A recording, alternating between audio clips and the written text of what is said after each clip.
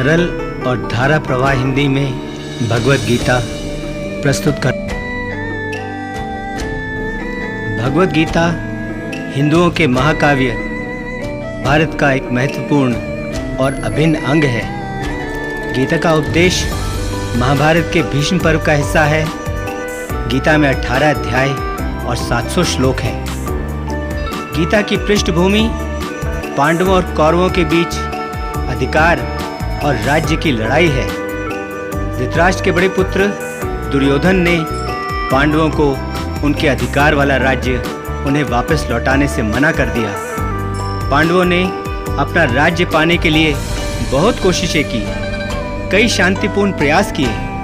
भगवान श्री कृष्ण को भी कौरवों के पास अपना दूत बनाकर भेजा, लेकिन दुर्योधन फिर भी नहीं माना।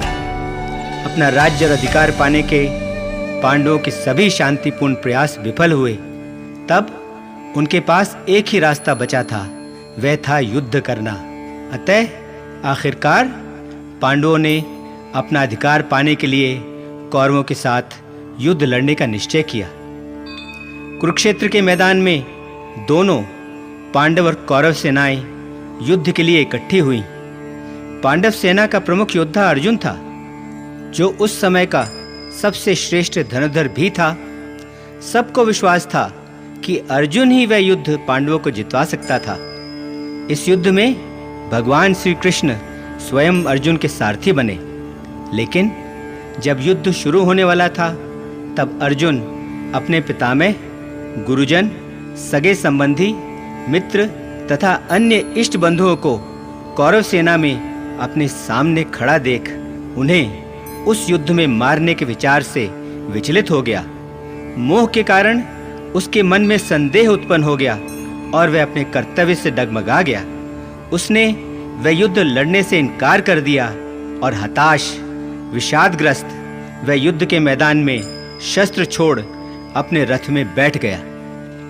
तब उस हताश और दुखी मन वाले अर्जुन को भगवान कृष्ण ने वहीं युद्ध के मैदान में ही दोनों सेनाओं के बीच गीता का उपदेश दिया।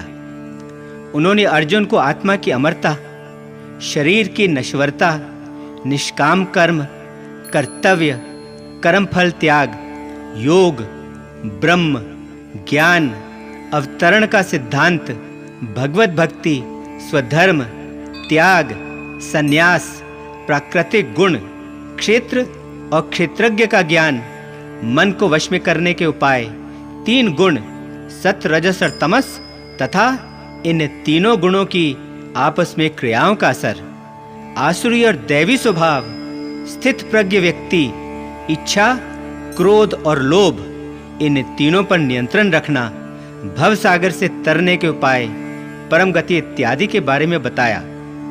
उन्होंने अपनी दिव्य विभूतियों का वर्णन किया, अर्जुन को अपना विराट रूप भी दिखाया और अंत में उसे अपनी शरण में लेने तथा उसे सब पापों से मुक्त करने का आश्वासन देकर अपना उपदेश पूर्ण किया।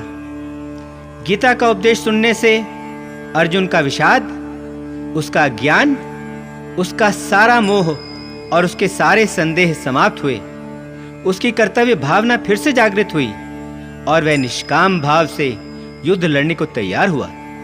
उसने वह धर्म युद्ध लड़ा, कौरवों को पराजित किया और अपने भाई युधिष्ठिर को उसका अधिकार उसे वापस दिलवाया। गीता हिंदुओं के जीवन में एक विशेष स्थान रखती है। वे इसे एक धर्म ग्रंथ ही नहीं, बल्कि वे गीता को सफल और संतुष्ट जीवन जीने के लिए एक सर्वश्रेष्ठ कुंजी मानते हैं। गीता में जहां अध्यात्म के साथ दर्शन शास्त्र है, वहीं इसमें मानव जीवन में उठने वाली हर समस्या का हल भी मिलता है। विश्व भर के महान आध्यात्मिक उपदेशों में से केवल गीता का ही एकमात्र ऐसा आध्यात्मिक उपदेश है जो युद्ध के मैदान में दिया गया है। गीता हमें बताती है कि युद्ध हमें अपने बाहर वाले शत्रुओं से नहीं लड़ना, बल्कि युद्ध हमें अपने अंदर वाले, अपने भीतरी शत्रुओं से भी लड़ना है। गीता जहां अपने कर्तव्य से वीर योद्धा में उसका कर्तव्य बोध फिर से जागृत करती है और उसके सारे संदेह और उसका सारा अज्ञान दूर करती है, वहीं गीता उसे जीवन, अध्यात्म और मुक्ति के सही मार्ग भी दिखाती है। जीवन में हमारे शत्रु बहुत हैं। वे न केवल हमारे बाहर चारों ओर हैं, वे अपने अंदर भी हैं, अपने मन में हैं। सही राह और मुक्ति के लिए इन सब पर विजय पाना गीता का मुख्य उद्देश्य है।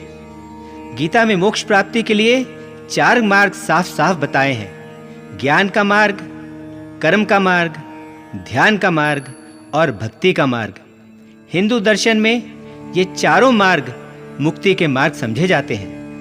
विश्व भर के धार्मिक उपदेशों में से शायद गीता का ही एकमात्र ऐसा उपदेश है जो हमें मुक्ति के मार्ग बताकर इनमें से किसी भी मार्ग को अपना मुक्ति का मार्ग चुनने की आज़ादी देता है। मैंने जो यह सरल और धारा प्रवाह हिंदी में गीता को प्रस्तुत करने का प्रयास किया है, उसका मूल आधार डॉक्टर सर्वपल्ली राधाकृष्णन द्वारा लिखी भगवद गीता है। आशा है कि मेरा यह प्रयास न केवल गीता को पढ़ने, सुनने और समझने में सहायक होगा, बल्कि इसे सही अर्थों में अपने अपने जीवन में उतारने में मदद देकर हम सब के जीवन में सुख, शांति और संतुष्टि लाएगा। ओम भारत का एक महत्वपूर्ण और अभिन्न अंग है। गीता का उपदेश